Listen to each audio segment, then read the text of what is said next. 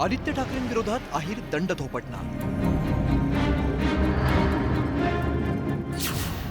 वरळीसाठी एकनाथ शिंदेंचा काय प्लॅन?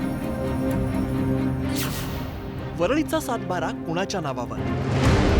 30 जूनला ही दृश्य दिसली आणि महाराष्ट्रात आणखीन एक राजकीय भूकंप झाला. कारण उद्धव ठाकरे असोत की आदित्य ठाकरे, दोघांसोबत हमखास दिसणारे नेते सचिन अहिर त्या दिवशी मात्र देवेंद्र फडणवीस आणि एकनाथ शिंदेंसोबत दिसले. त्यांनी शिंदेंच्या शिवसेनेकडून विधान परिषदेचा उपसभापती पदाचा अर्ज भरला. सचिन अहिर यांनी उद्धव ठाकरेंची साथ सोडली हे त्या दिवशीच स्पष्ट झालं. पण आता सचिन अहिर वरळीत आदित्य ठाकरेंविरोधात दंड थोपटणार का अशी चर्चा रंगलेली होती. याबाबत न्यूज 18 मराठीच्या विशेष मुलाखतीत सचिन अहिर यांनी महत्त्वाचे संकेत दिले. पक्षाचा आदेश आला किंवा पक्षाने जर भूमिका घेतली तर ते काही बोलू शकत नाही, पण पक्षाला मलाही विचारावं लागेल ना. शेवटी माझी इच्छा पाहिजे, माझी पाहिजे. देणार की नकार देणार?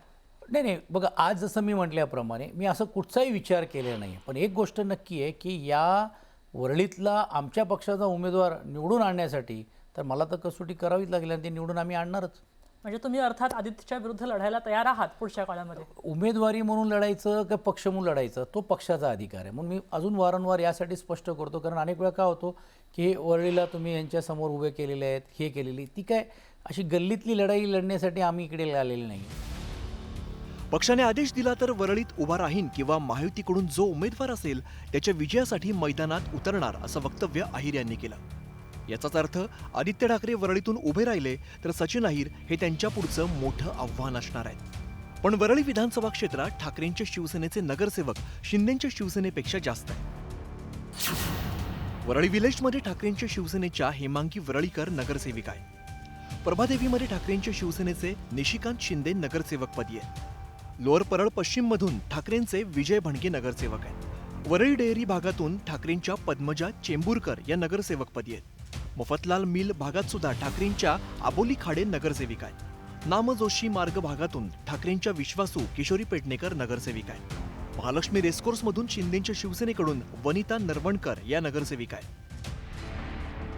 वरळी विधानसभा क्षेत्रात 7 पैकी 6 जागी ठाकरेंचे नगरसेवक आहेत, तर शिंदेंचा फक्त एकच नगरसेवक आहे. म्हणून वरळीला ठाकरेंच्या शिवसेनेचा बालेकिल्ला म्हटलं जातं. पण त्यावरती सचिन अहिर यांनी थेट विरोधाचा सातबाराच काढलाय. मी पण वरळीतूनच निवडून आलो होतो ना याच्या अगोदर. मी काय बाहेरून निवडून नाही आलो होतो. याच वरळीच्या बालेकिल्ल्यामध्ये राष्ट्रवादी काँग्रेस आणि NCPच्या मी निवडून आलो होतो.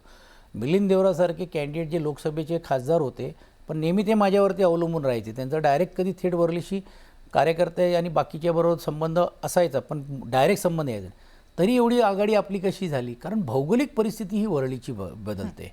हाय राईज बिल्डिंग्स मोठे आलेले आहेत, तो एक एरिया वाढतोय आणि या पुढच्या 3-4-5 वर्षामध्ये तो अजून वाढणार आहे. तर असं कोणीतरी सांगितलं की वरळीवरती सातबाऱ्यावरती आमचंच नाव लिहिलेलं आहे, तर तसं होत नाही. हे वरळीकर ठरवतील.